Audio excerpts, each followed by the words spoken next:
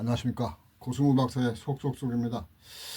오늘은 강간죄와 관련해서 같이 한번 말씀을 나눠보죠. 강간죄에 대해서 우리나라는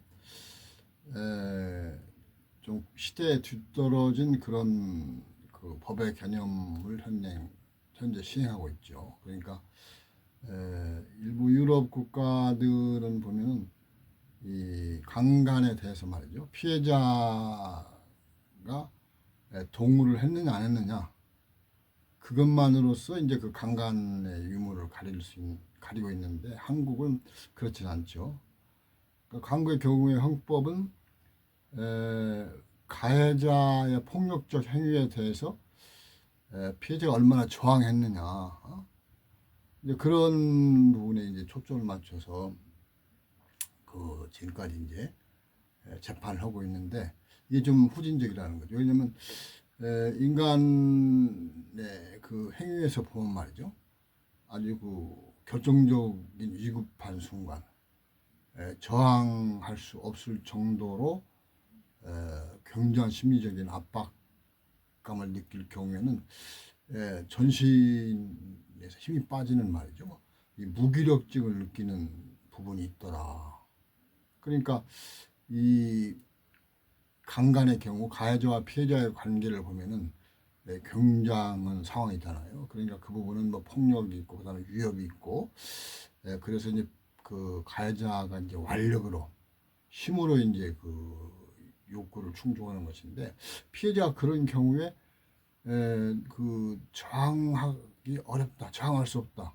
나는 뭐 도저히 이 상황에 대해서 어떻게 그 힘으로 바꾸기가 불가능하다. 그럴 경우에 자기도 모르게 전신에 힘이 빠지는 말이죠. 사지에서 힘이 빠져나가는 무기력 증세에 빠지더라. 그렇습니다. 그래서 이런 부분은 이 과학자들이 그 동물의 경우에서도 많이 그 확인을 했습니다. 일부 동물들은 말이죠. 이 조류라든지 이제 파충이라든지 그 포유도 마찬가지인데 굉장히 심각한 위협에 봉착했을 때, 즉 포식자가 말이죠. 덮치려고 하는 그런 긴박한 순간들이 되면 완전히 그 죽은 것처럼 보이는 행동을 하더라. 근데 그것이 어떻게 보면은 왜 그런 행동을 하느냐? 그 인간이 해석하는 것인데, 근데 이제 과학자들 연구를 해보니까 그런 무기력 증세라는 것이 동물들의 하나의 그 현상으로서 말이죠. 긴장성 무운동 상태다. 영어로 뭐 토닉 인마빌리티 이러는데, 그러니까 그 인간도 말이죠. 동물의 하나잖아요. 그 여성들이 그 폭력적이고 말이죠. 완력이 센 남성에 의해서 강제로 피해를 당할 경우에 자연계에서 보이는 말이죠. 긴장성 무운동 상태를 빠지더라. 그래서 유럽 국가에서는 말이죠. 그 바로 동의하지 않는 성교는 강간이다. 이렇게 그 형법을 개정했습니다. 그래서 최근에 이제 그 프랑스가 저 의회에서 그걸 법 개정을 했는데 이미 유럽에서는 말이죠. 뭐 영국이라든지 북아일랜드, 벨기에, 룩셈부르크, 독일 등이 오래전부터 그 동의 없는 성교는 강간이다. 라는 형법을 도입을 했죠. 그래서 우리나라도 보면은 아직 그 법조계가 지금 구태의연해가지고 역시 이제 가해자와 피해자 관계에서 강간의 경우에는 이제 피해자의 저항이 얼마나 확인이 되느냐 그런 걸로 해서 말이죠. 그러다 보니까 그 이른바 그 형법에서 이제 보면 그런 논리가 있어요.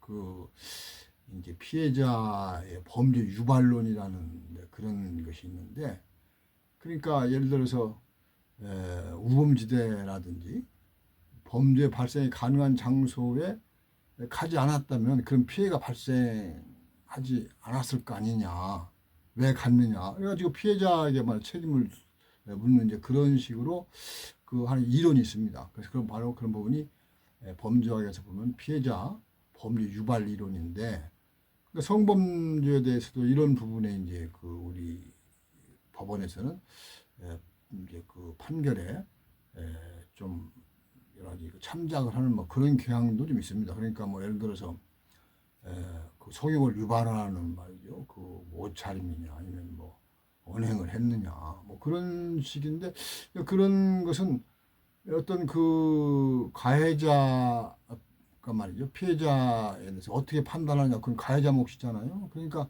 그것을 어떻게 보면은 그 피해자가 말이죠.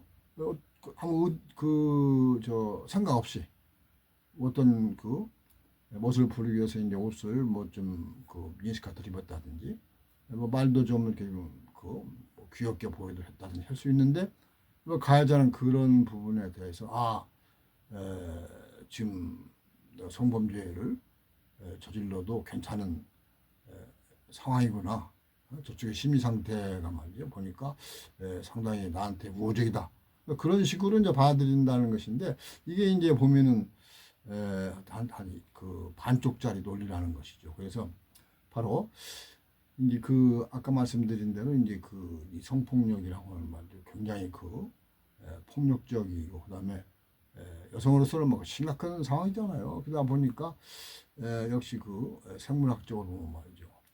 그 전신이 마비되는 것 같은 그런 그 상황에 빠져서 결국에는 이제 그 범죄 피해가 되더라. 그러니까 과학자들에게 긴장성 무운동, 톤이 인마빌리티 상태에 빠져가지고 여성들이 이제 피해를 당한다는 것이 인정이 돼가지고 이제 그 프랑스 법원, 프랑스 의회가 이제 그것을 법을 개정을 한 것이죠. 그래서 아까 말씀드린 대로 여타의 이제 독일이라든지 룩셈부르크 그런 국가에 따라서 이제 그 하게 됐는데 우리나라에서는 뭐 아직은 그 논란만 계속되지 뭐 도입한다 그런 단계까지는 아직 안 가고 있습니다. 그래서 이제 그 우리가 이제 그 왜 그러면은 그저 생물학적인 말이죠.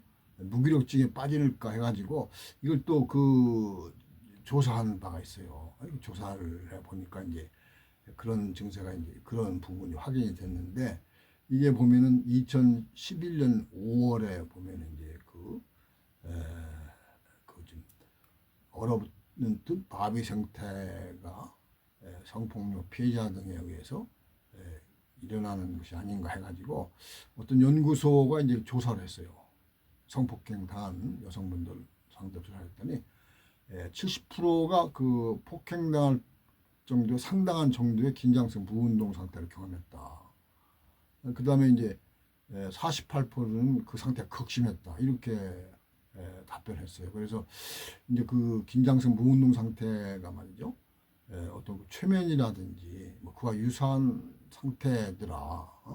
외부 자기나 고통에 반응을 하지 못하더라. 이제 그래서 그런 부분이 이제 과학자들이 그 확인을 해가지고 이것이 이제 그 법 개정까지 이루어지는 것인데 우리나라는 아직까지 이 부분에서 좀 심각하지는 않습니다. 그래서 뭐 예를 들어서 아주 그 성폭력 그 관련해 가지고 보면은 피해자가 이제 그 위급 상황에 있을 때 뭐 고함을 쳤느냐, 뭐 다리를 오므렸느냐, 뭐 이렇게 뭐 저항을 얼마나 했느냐 하는 걸 가지고 성폭력이냐 아니냐 뭐 그걸 가리는 것인데 이런 부분 역시 아까 말씀드린 대로 자연계 그 일반의 현상인 말이죠.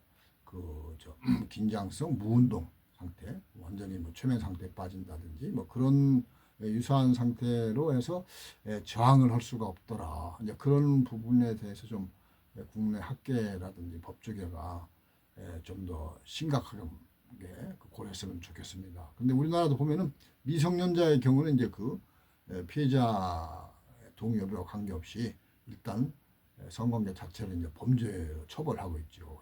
이것은 미성년자의 성적 자기결정권이 없다 그래가지고 이렇게 하는 것인데 일단 이 부분은 뭐 상당히 좀 합리적이고 이성적인 그런 그 법적인 이론이라 볼 수 있는데 성인에 대해서도 아까 말씀드린 대로 그 프랑스라든지 독일 등에서 말이죠 인정하고 있는 피해자의 긴장성 무운동 상태 이 부분이 성범죄에서 흔히 일어난다는 것 때문에 역시 포괄적으로 봤을 때 동의하지 않는 성균 강간이다 라고 하는 말이죠. 규정이 설득력이 있지 않나. 물론 거기서 반론도 있긴 있습니다. 뭐 그러니까 뭐 피해자의 말을 좀 더 말이죠 우선시하고 뭐 가해자에 대해서 일단은 그 범죄를 말이죠 어떻게 보면은 뭐 그 당연시한다, 확실시한다 뭐 그런 부분이 있는데 근데 이제 우리가 피해자와 가해자 그 이른바